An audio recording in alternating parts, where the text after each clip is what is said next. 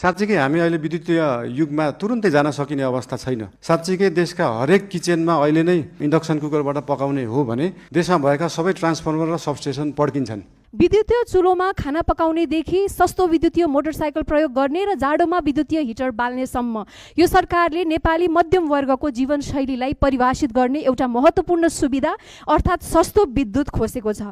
विद्युतीय सार्वजनिक यातायातको प्रयोग बढ्दै गएको अवस्थामा यसको असर मध्यम वर्गमा मात्र सीमित रहने छैन। दैनिक आवत जावतमा निर्भर न्यून आय भएका नागरिकहरू पनि बढेको लगतको मारमा पर्नेछन्। ऊर्जा खपतको वृद्धि सामान्यतः अर्थतन्त्रमा सकारात्मक गुणक मल्टिप्लायर प्रभाव सिर्जना गर्ने कारक मानिन्छ, तर अब भने त्यो सम्भावना कमजोर बनेको छ। Increase energy consumption equals to positive multiplier effects on the economy भनिन्छ, नट एनिमोर। यसमा प्रधानमन्त्रीज्यूको के धारणा छ सोध्न चाहन्छु। विद्युतको विषयमा अघि भन्नुभयो, देशभरि जुन हिटर इन्डक्सन अहिले चाहिँ के छ भन्दाखेरि साँच्चीकै हामी अहिले विद्युतीय युगमा तुरुन्तै जान सकिने अवस्था छैन।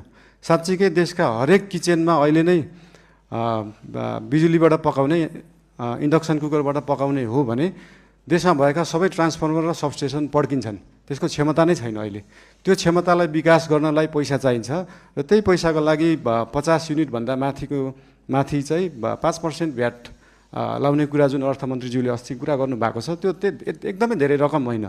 100 रुपियाँमा 5 रुपियाँ हो। त्यो पैसा चाहिँ केमा खर्च हुन्छ भन्दाखेरि देशभरि ट्रान्सफर्मरलाई अपग्रेड गर्नुपर्छ, देशभरि ट्रान्समिसन लाइनको तारको मोटाइलाई अपग्रेड गर्नुपर्छ, सबस्टेसनहरू अपग्रेड गर्नुपर्छ, अनि बल्ल हामी साँच्चीकै विद्युतीय युगमा जान सक्छौँ। त्यसको लागि नेपाल सरकार अग्रसर